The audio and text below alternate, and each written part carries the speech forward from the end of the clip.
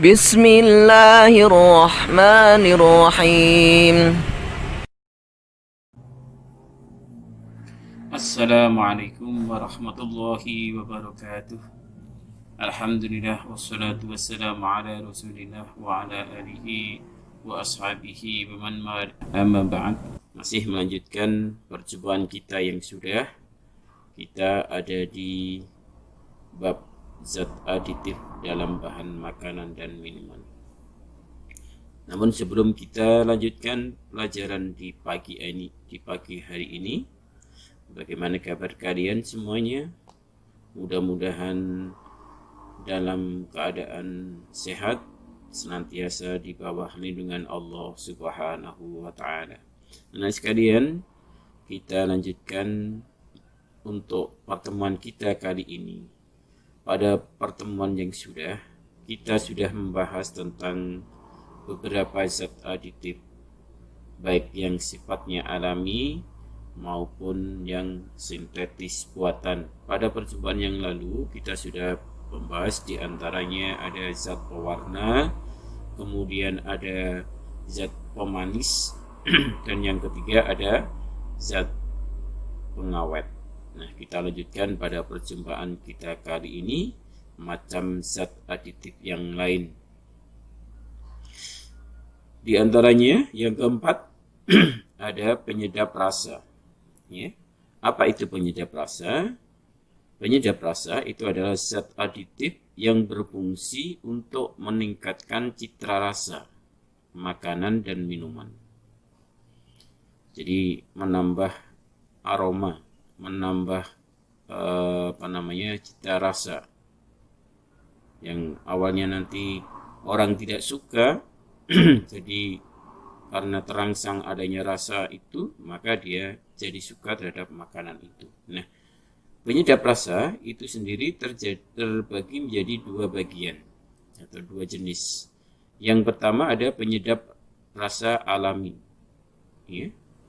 Itu terdiri dari ada garam, ada bawang putih, bawang merah, ada cengkeh, ada pala, ada merica, ada cabai, ada lengkuas, ada kunyit, ada ketumbar, ada serai, ada kayu manis, kemudian ada kaldu atau rebusan daging atau tulang.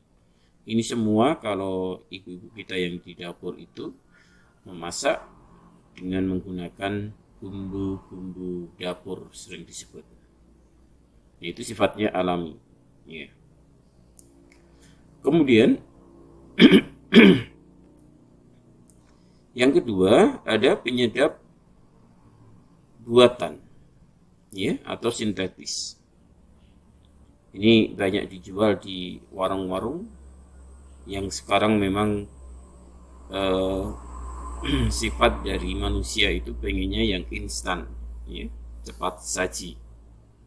Meskipun penggunaan itu nanti bisa mengganggu atau menimbulkan masalah di dalam kesehatan. Nah, penyedap rasa yang ada di sekitar kita, diantaranya ada monosodium glutamat atau MSG singkatannya. Kemudian ada mononatrium glutamat atau MNG.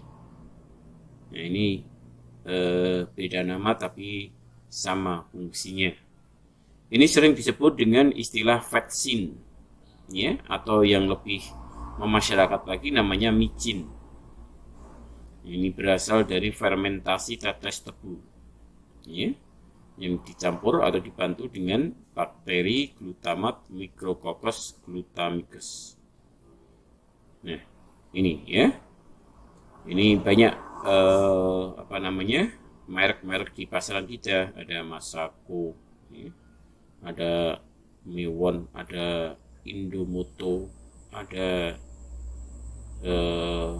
masih banyak yang lain. Itu semua adalah isinya micin atau vaksin. Nah, selain dia menimbulkan atau memunculkan rasa, ya, citra rasa atau menyedapkan makanan atau masakan, ternyata MSG itu punya efek negatif. Ya, efeknya apa? dia bisa menimbulkan gejala penyakit CRS atau disingkat jenis restoran syndrome. Di sindrom restoran Cina. Nah, jadi terkenal sekali ya. Nah, ini punya gejala-gejala, diantaranya kepala jadi pusing, ya, kemudian wajah berkeringat, sesak dada bagian bawah, kemudian kesemutan pada punggung leher, rahang bawah, serta leher bagian bawah, yang kemudian terasa panas. Ini efek negatif dari penggunaan micin atau vaksin. Ini yang sederhana. Terkadang bisa sampai ke hal yang fatal. Kenapa? Vaksin dan micin itu pada akhirnya bisa mempengaruhi sel-sel saraf, khususnya saraf otak, sehingga bisa mempengaruhi pola pikir atau kecerdasan seseorang. Ya, jadi bagi ibu-ibu yang sudah paham tentang monosodium glutamat atau mononatrium glutamat, tentunya mereka lebih senang meninggalkan penggunaan itu dengan menggantinya penyedap rasa yang alami, ya. Bisa dicampur antara garam dengan bawang putih atau semisalnya. Itu insya Allah lebih sehat, lebih alami. Kemudian ada juga guanusin monofosfat, GMP, ya. Kemudian ada juga ianosin monofosfat, IMP, ya. Ini dua-duanya ini menimbulkan aroma atau menimbulkan rasa gurih. Jadi makanan-makanan yang siap saji, makanan-makanan yang dikemas dijual di toko itu yang rasanya gurih, yang menjadikan orang ketagihan ketika dia makan, itu diantaranya menggunakan zat penyedap rasa jenis GMP dan IMP. Ini sekali lagi, tapi itu sangat tidak dianjurkan bagi yang ingin sehat. Kemudian yang kelima, ada zat antioksidan. Ya. Apa itu zat antioksidan? Zat antioksidan adalah zat aditif, ya. Zat yang ditambahkan pada proses pengolahan makanan yang fungsinya melindungi makanan dari kerusakan akibat oksidasi, akibat proses bereaksinya dengan oksigen, ya, lemak atau minyak. Karena di dalam lemak dan minyak itu mengandung senyawa yang tak jenuh, mengandung senyawa yang memiliki ikatan secara kimia, nanti ikatan kovalen rangkap. Itu yang menjadikan makanan yang berlemak atau berminyak atau diproses dalam cara menggunakan minyak dan lemak, diantaranya dengan cara digoreng, itu akan cepat rusak karena proses oksidasi. Nah, untuk menghindari cepatnya rusak itu ditambahkan zat, ya, aditif, namanya zat antioksidan. Nah, yang ada di sekitar kita, bahan antioksidan itu namanya BHA, ya, dan BHT. BHA itu singkatan dari butil hidroksi anisol, sedangkan BHT itu butil hidroksi tulena. Ini semua fungsinya sama, ya. Apa itu?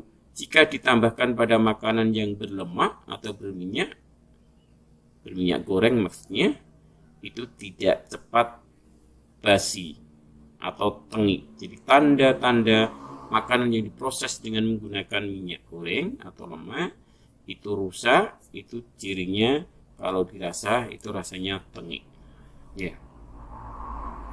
Maka ditambahkan zat ini. Kemudian yang kedua ada asam askorbat, ya. Itu nanti nama istilah yang lain adalah nama garam kalium atau kalsium, ya, dan garam natrium. Nah, ini Kalau asam askorbat ini biasanya ditambahkan pada proses pengolahan daging. Jadi pembuatan sarden, atau pembuatan makanan bayi kalengan, atau pembuatan kaldu yang dikemas. Itu biar tidak mudah basi karena itu semua mengandung lemak, maka ditambah zat antioksidan namanya asam askorbat.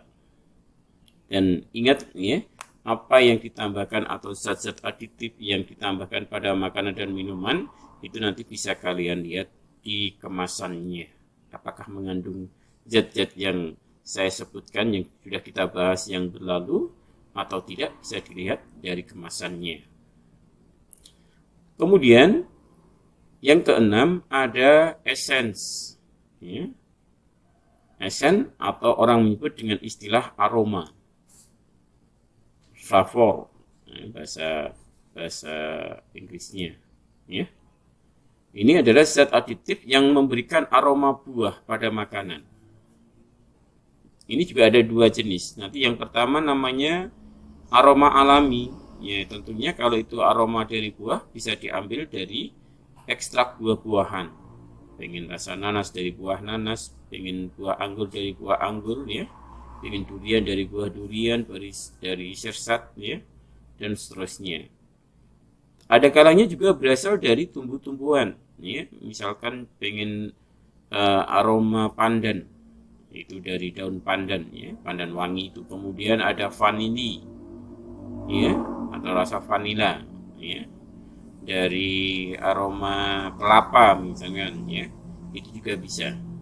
Itu sifatnya alami, ya. Cuma pengambilan aroma esen yang alami ini masih membutuhkan istilahnya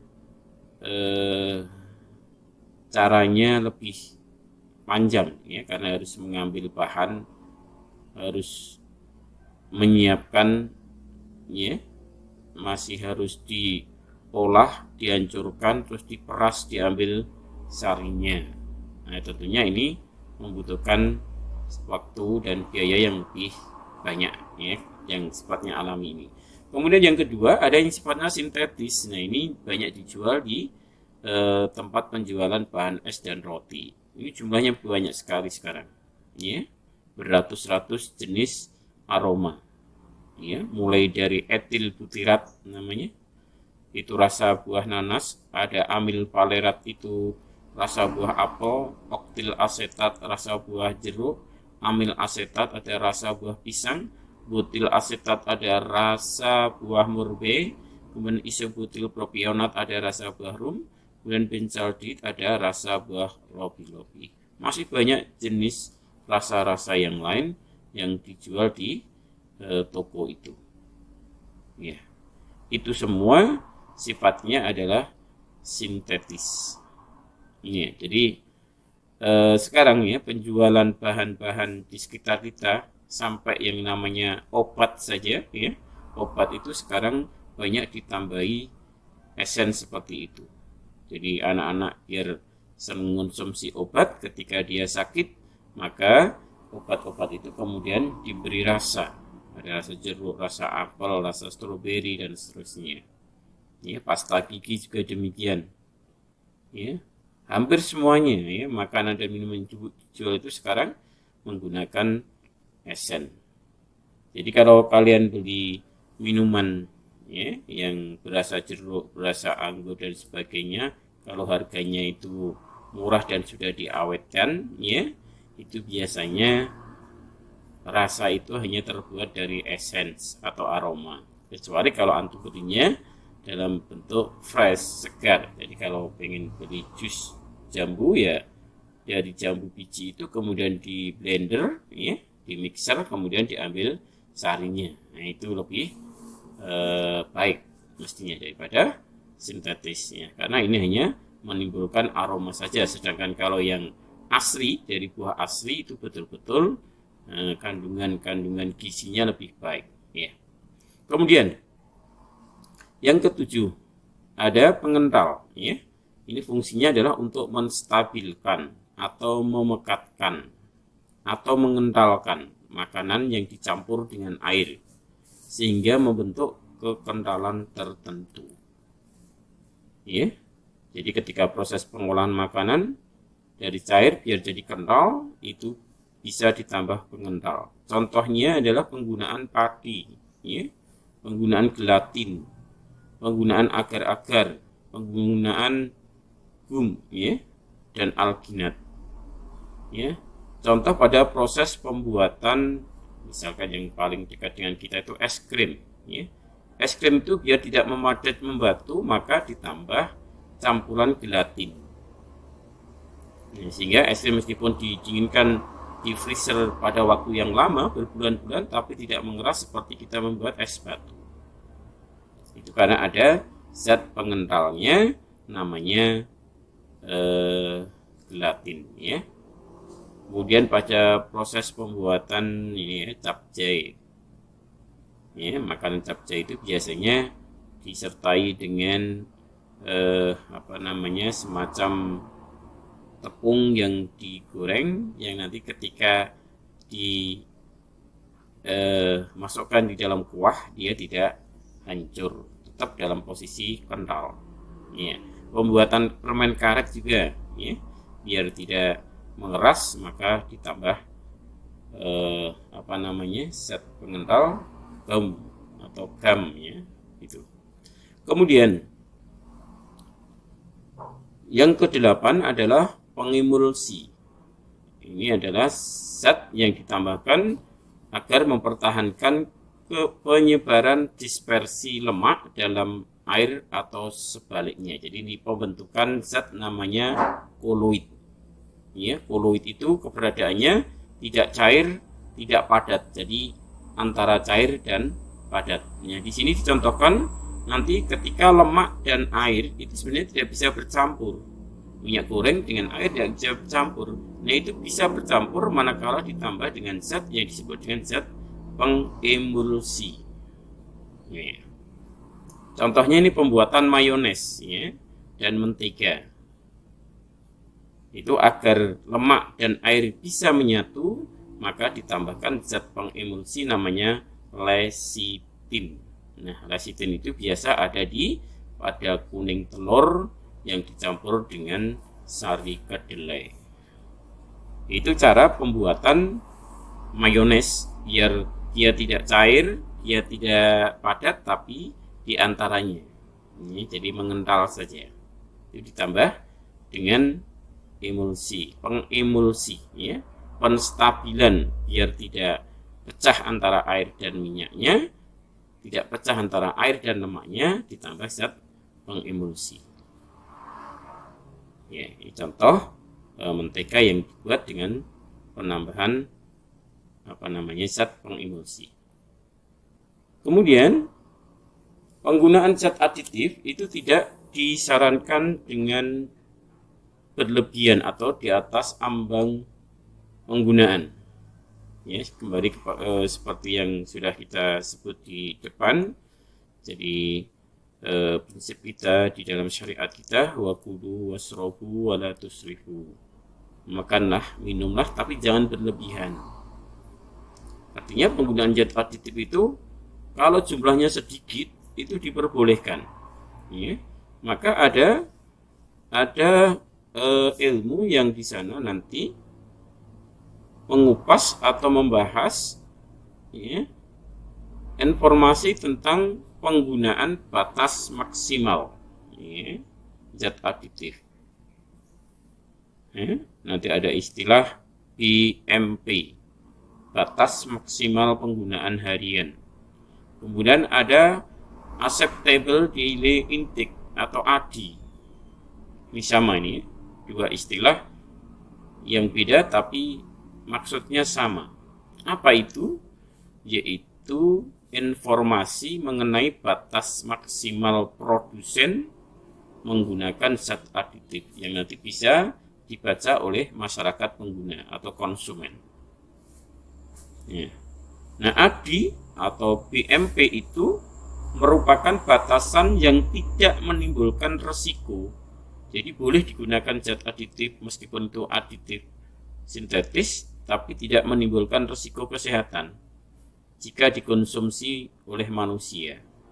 Nah, itu biasanya dihitung dengan perhitungan per kilogram berat badan. Ya. Dan itu semua nanti kalau di negara kita diatur dengan undang-undang. Undang-undangnya adalah Peraturan Menteri Kesehatan Republik Indonesia nomor 722 garis miring Menkes garis miring PIR garis miring 9 garis miring 88. Ini tentang bahan tambahan makanan. Jadi tentang aditif itu sudah diatur di dalam undang-undang di negara kita. Cuman kadang-kadang produsen itu ada yang nakal, penjual itu ada yang nakal, dia menambahkan zat-zat aditif yang tidak selayaknya ditambah dalam makanan tapi ditambahkan dalam makanan. Itu karena pengawasannya juga masih sangat longgar, belum ketat sekali ketika memproduksi makanan dengan menggunakan zat aditif yang tidak diperbolehkan atau berlebihan. Kemudian batas penggunaan tambahan makanan diantaranya itu bisa dilihat di tabel berikutnya. Ini per kilogram berat badan. Jadi seperti sakarin misalkan ya. Sakarin itu boleh digunakan pada batasan 50 mg sampai 300 mg per kilogram berat badan mestinya ya. Siklamat juga ada 500 mg sampai 3 gram. Kemudian asam asetat itu secukupnya saja. Asam cuka ya, itu secukupnya saja. Ini menimbulkan rasa kecut ya. Asam sitrat itu 5 gram sampai 40 gram. Asam benzoat 600 mg sampai 1 gram saja. MSG atau vetsin, micin secukupnya saja. Ya. Batasan yang diperbolehkan hanya 0 sampai 120 mg per kilogram berat badan. Jadi kelebihan sangat berbahaya. Ya, menggunakan vetsin, BHT, BHA, ya, dan beta karotin, karamel, eritrosin, semuanya ini diatur di dalam undang-undang tersebut. Nah, cara penggunaannya itu sebagai contoh seperti ini. Ada seorang siswa mempunyai berat badan 40 kg. Kemudian dia mengkonsumsi makanan yang mengandung zat aditif dengan nilai ADI 5 mg per kilogram. Apa maksudnya? Maka maksudnya batas maksimal harian zat aditif yang diperbolehkan untuk anak tersebut adalah 5 kali 40. Berarti sama dengan 200 gram ketika dia punya berat badan 40 kg. Nah, kalau berat badannya nanti 50 kg berarti ya 5 kali 50 berarti 250 mg saja. Lebih dari itu bisa menimbulkan gangguan kesehatan. Ya. Dan sekarang ini banyaknya penyakit ya yang orang menyebut dengan istilah penyakit degeneratif, penyakit stroke, penyakit tekanan darah tinggi, jantung koroner, dan lain sebagainya. Itu adalah jenis penyakit degeneratif yang sampai hari ini sulit disembuhkan, ya, sulit diobati. Nah, itu semua ternyata penyebabnya tidak lain adalah jenis-jenis aditif yang ditambahkan pada makanan dan minuman yang dia konsumsi. Maka sebaiknya silakan ya kalian makan, kalian minum ya dengan aditif, tapi sebaik-baik aditif itu adalah aditif yang sifatnya alami. Atau untuk menghindari penyakit-penyakit yang ditimbulkan oleh zat aditif yang sifatnya sintetis ya tentunya mengurangi penggunaannya atau bahkan meninggalkannya. Demikian pelajaran kita kali ini tentang zat aditif. Mudah-mudahan bisa dimengerti, bisa dipahami, bisa kita terapkan dalam kehidupan kita sehari-hari sehingga kesehatan tubuh kita senantiasa terjaga. Kita bisa terhindar dari penyakit-penyakit yang ditimbulkan dari penggunaan zat aditif yang berlebihan pada makanan dan minuman. Cukup dari saya, akhirul kalam. Assalamualaikum warahmatullahi wabarakatuh.